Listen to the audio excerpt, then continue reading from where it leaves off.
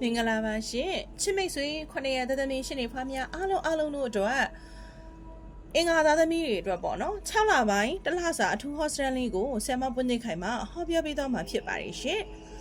ချစ်မိတ်ဆွေအင်္ဂါသားသမီးတွေအတွက်ပေါ့နော်6လပိုင်းတလတာမှာဟောရမှာကတော့အစိုးညံလေးတွေအနှဲငယ်များနေတဲ့အတွက်ပေါ့နော်ဟောရမှာတော့အာနာပါတယ်ရှင့်ဒါပေမဲ့လည်းဆောင်းရံရှောင်းရံလေးတွေကိုတိပြီးတော့ပေါ့နော်ဖရာတရားလေးပို့လို့မယ်ဒိဋ္ဌာန်လေးဝင်မယ်အစွမ်းထက်ရည်တရားလေးချိန်မယ်ဆိုရင်တော့များစွာကံကြမ္မာကြီးထောက်ပံ့ကောင်းကိုရရှိပြီးတော့အစိုးကနေပြီးတော့ပေါ့နော်အကောင့်2ဆတိုးတဲ့အကောင့်2ဆတိုးတဲ့ကံကြမ္မာအထောက်ပံ့ကောင်းတွေကိုရရှိစေမှာဖြစ်ပါတယ်ရှင်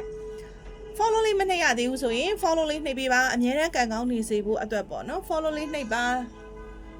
အပေါင်းလေးနှိပ်ပြီးတော့ share ကုသိုလ်လေးပြုလုပ်ပေးကြပါအောင်ရှင်ချစ်မိတ်ဆိုရင်အင်္ဂါသားသမီးတွေအတွက်စင်မပွင့်သိခိုင်မနောမရငွေကံကိုငွေကံပွင့်အထူးဟောစရန်ကိုစောင့်မျှော်နေကြတယ်ဟောပေးပါအောင်ဆိုလို့ကျေးဇူးများကြီးတင်ပါတယ်စင်မကျမ်းမာရေးလေးအချိန်လေးကြောက်ပေါ့နော်စင်မရဲ့ဟောစရန်လေးတွေက dress ထဲမှာဖြစ်ပဲနေပေါ့နော်အနှဲငယ်လေးနောက်ကျတဲ့နေနံလေးတွေရှိသွားတဲ့အတွက်ကြောင့်မို့အထူးတောင်းပန်ပါတယ်ရှင်ချစ်မိတ်ဆွေအင်္ဂါသားသမီးတွေကယခု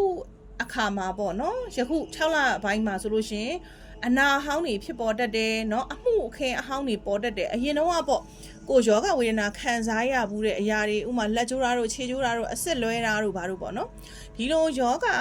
အခြေအနေလေးတွေနဲ့ပတ်သက်ပြီးတော့ယောဂအဟောင်းတွေပြန်ဖြစ်တတ်တယ်စီးကြိုသမားတွေကလည်းစီးကြိုတက်တာသွေးတိုးသမားတွေကလည်းသွေးတိုးတာလေးတွေဖြစ်တတ်တယ်ရှင့်အမှုအခင်းဟောင်းဆိုတော့ကိုမထင်မှတ်ထားတဲ့ပြဿနာတွေကိုမသိစေခြင်းလို့ဖုံးဖိထားတဲ့ပြဿနာတွေပေါ့နော်ယခုကာလမှာပေါ်တတ်တယ်ရှင့်ဆွေဟောင်းဆွေမျိုးတွေနဲ့ပေါ့နော်ဆွေမျိုးတွေမိသားစုတွေနဲ့လည်းပဲပြဿနာအဟောင်းတွေထပ်ဖန်တလဲလဲဖြစ်ပြီးတော့ပေါ့နော်ပြဿနာအဟောင်းတွေပြန်ပေါ်တတ်တယ်ဒုက္ခတွေတကြော့ပြန်လာတတ်တယ်ဆိုတော့ကံကြမ္မာအခြေအနေလေးရှိနေတဲ့အသွင်ကြောင့်မို့ပေါ့နော်အဆက်ဆက်ရဂယုဆိုင်မှာတော်ကားကြမှာဖြစ်ပါရဲ့ရှင်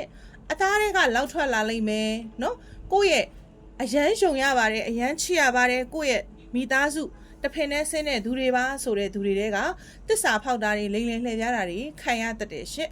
မနာလိုမရှုစိတ်နဲ့ပေါ့နော်ကိုကိုအတင်းဖြင်းပြောတာတွေမကောင်းတဲ့တွေဖြန့်တာတွေမကောင်းတဲ့တွေလွှင့်တာတွေကိုအလုတ်ကိုင်အခွင့်အလန်းကောင်းနဲ့ပတ်သက်ပြီးတော့ကြီးမားမားရန်လိုပြီးတော့ပေါ့နော်မကောင်းတဲ့ပညာတွေနဲ့တိုက်ခိုက်နှောက်ယှက်ဟန့်တားတဲ့